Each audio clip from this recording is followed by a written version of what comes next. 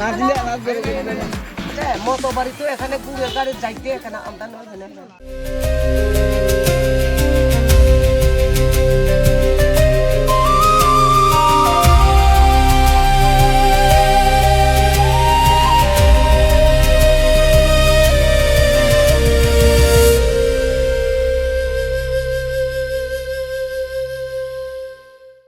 নমস্কার বন্ধুরা, আপনাদের সবাইকে স্বাগতম আমার ইউটিউব চ্যানেল রৌমিত। ঘড়িতে এখন ভোর 5:11। আজ ফেব্রুয়ারি 28, 2026। ভোরের আলো এখনো ঠিকভাবে ফোটেনি। আমরা যাচ্ছি বাংলাদেশের এক অসাধারণ প্রাকৃতিক সৌন্দর্যের জায়গা সবুজ পাহাড়ে ঘেরা শান্তদ্বীপ মহেশখালী আইল্যান্ডের উদ্দেশ্যে। এই দ্বীপ শুধু প্রাকৃতিক সৌন্দর্যের জন্যই নয়, এখানে রয়েছে বহু শতাব্দী পুরনো বিখ্যাত আদিনাথ টেম্পল, যা পাহাড়ের চূড়ায় অবস্থিত। আজকের ভিডিওতে আমরা দেখব পাহাড়ি বন পেরিয়ে কিভাবে গাড়ি নিয়ে এই দ্বীপে পৌঁছানো যায়, আর তারপর ধাপে ধাপে উঠে যাব আদিনাথ পাহাড়ের চূড়ায়। তাই ভিডিওটি শেষ পর্যন্ত দেখতে থাকুন। পথে যেতে যেতে পড়বে পতেঙ্গা সি বিচ, সারি সারি ঝাউ গাছের বন, কর্ণফুলী টানেল আর টানেল সংলগ্ন অপরূপ সজ্জিত পথসারি। বন্ধুরা, এই মনোরম দৃশ্যগুলো আরও বিস্তারিত দেওয়া আছে আমার বাঁশখালী ট্যুরের ভিডিওগুলোতে, তাই চাইলে আমার বাঁশখালী সিরিজের ভিডিওগুলো দেখে আসতে পারেন।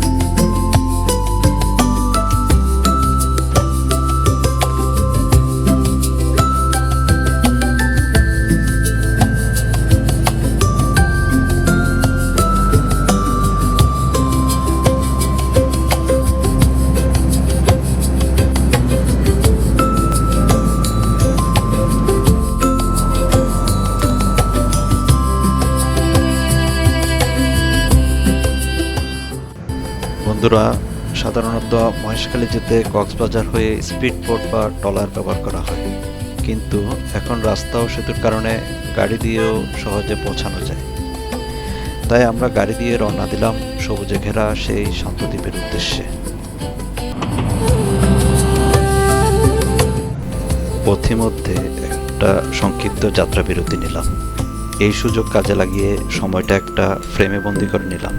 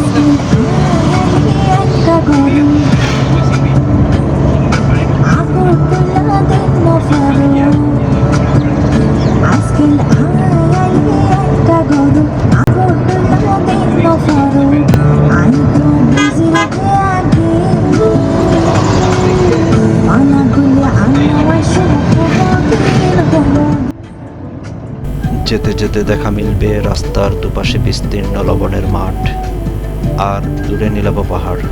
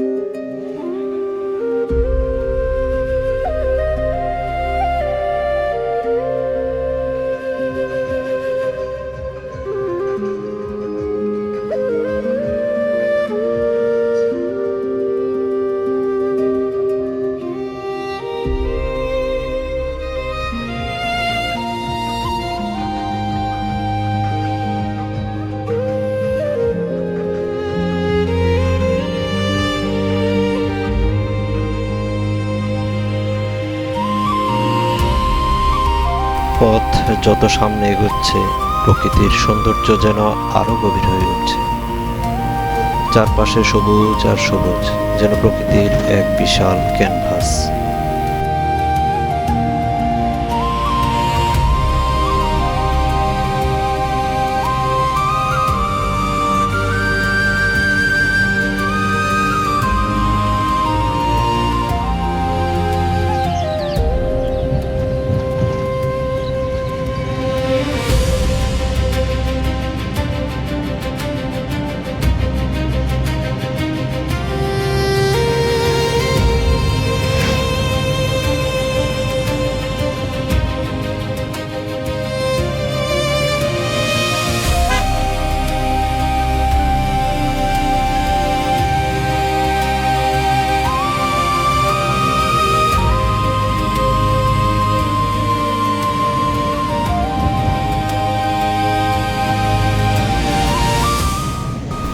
বন্ধুরা, এখন আমরা প্রবেশ করেছি মহেশখালীর পাহাড়ি এলাকার ভেতরে।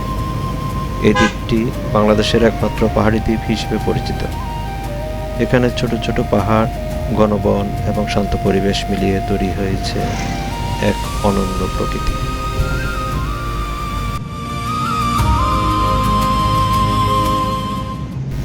পাহাড়ি রাস্তা ধরে গাড়ি এগিয়ে যাচ্ছে ধীরে ধীরে, কখনো বাঁক নিচ্ছে, কখনো উঁচুতে উঠছে।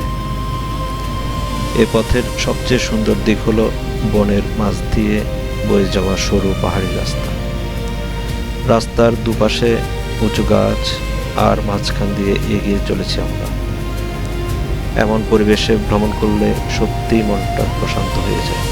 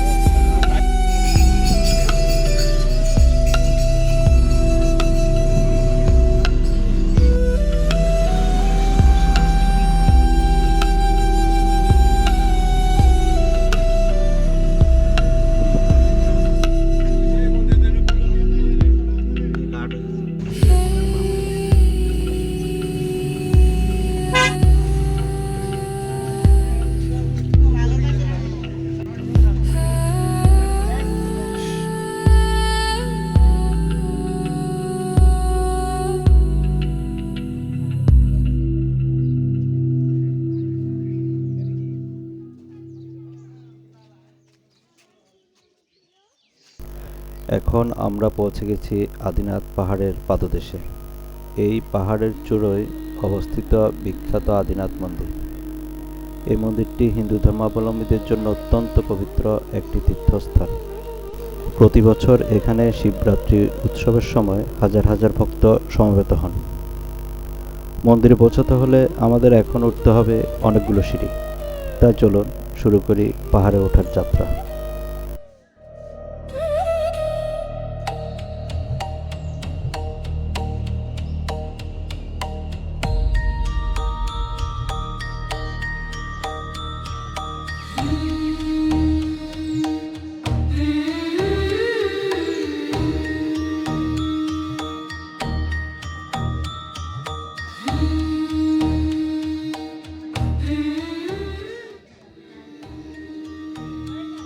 বন্ধুরা, আমরা এখন সিঁড়ি বেয়ে ধীরে ধীরে উপরে উঠছি। চারপাশে ঘন সবুজ বন, মাঝে মাঝে শোনা যাচ্ছে পাখির ডাক। পাহাড়ের উপর উঠতে উঠতে মাঝে মাঝে থামতে হচ্ছে, কিন্তু উপরের দৃশ্য দেখার আগ্রহ আমাদের এগিয়ে নিয়ে যাচ্ছে। যত উপরে উঠছি, নিচের দৃশ্য ততই সুন্দর হয়ে উঠছে।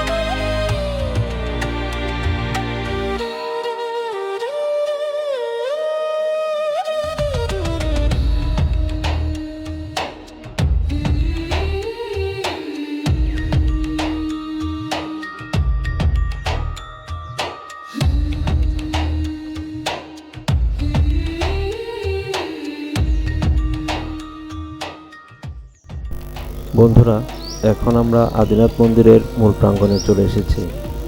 মন্দিরের মূল প্রবেশদ্বারের বাম পাশে একটি টিকিট কাউন্টার রয়েছে। এখান থেকেই ভক্তরা পুজো দেওয়ার জন্য টিকিট সংগ্রহ করতে পারেন। মন্দিরে পুজো দেওয়ার জন্য জনপ্রতি 20 টাকা করে প্রণামী নেওয়া হয়। এছাড়া যারা মন্দিরে এসে দুপুরে প্রসাদ গ্রহণ করতে চান, তাদের জন্য এখানে টিকিটের ব্যবস্থা রয়েছে। প্রসাদ গ্রহণের জন্য 5 বছরের বেশি বয়সের প্রত্যেকের জন্য 100 টাকা করে টিকিট দেওয়া হয়। তবে 5 বছরের নিচে শিশুদের জন্য প্রসাদ সম্পূর্ণ ফ্রি। আরেকটি গুরুত্বপূর্ণ বিষয় হলো, যদি আপনি এখানে প্রসাদ গ্রহণ করতে চান, তাহলে সকাল 10টার মধ্যে মন্দিরের টিকিট কাউন্টার থেকে টিকিট সংগ্রহ করতে হবে। তাই যারা ভবিষ্যতে আদিনাথ মন্দির দর্শনে আসবেন, তারা অবশ্যই এই বিষয়টি আগে থেকে মাথায় রাখবেন। আমরা এখন চলে এলাম আদিনাথ দর্শনে। এখানেই রয়েছে আদিনাথের বিগ্রহ। অমৃত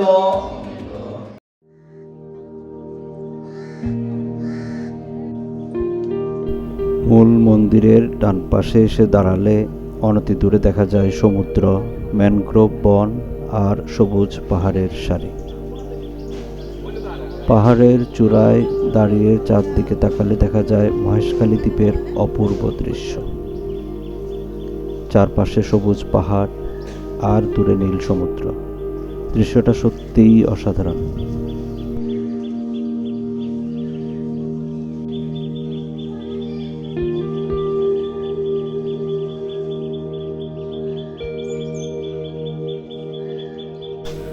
বন্ধুরা, কক্সবাজারের মহেশখালী দ্বীপে অবস্থিত আদিনাথ মন্দির শুধু ধর্মীয় দিক থেকেই নয়, এর আশপাশের প্রাকৃতিক সৌন্দর্যের জন্য বেশ বিখ্যাত। এই মন্দিরের পাশেই রয়েছে রহস্যময় ও ঐতিহাসিক জোড়াপুকুর। লোকমুখে শোনা যায়, বহু বছর আগে এই দুইটি পুকুর একই সময়ে খনন করা হয়েছিল। আশ্চর্যের বিষয় হলো, একটি পুকুরের পানি কখনো খুব বেশি কমে না, আর অন্যটির পানির স্তর প্রায় পরিবর্তিত হতে দেখা যায়। এ কারণে স্থানীয়দের কাছে এই জোড়াপুকুর অনেকটাই রহস্যময়। ভক্ত ও পর্যটকদের বিশ্বাস, এই পুকুরের পানি পবিত্র এবং বহু মানুষ এখানে এসে স্নান করে মনে শান্তি খুঁজে পান। আপনি যদি কখনো মহেশখালী ভ্রমণে আসেন, তাহলে আদিনাথ মন্দিরের এই জোড়াপুকুরের শান্ত ও রহস্যময় পরিবেশ উপভোগ করতে ভুলবেন না।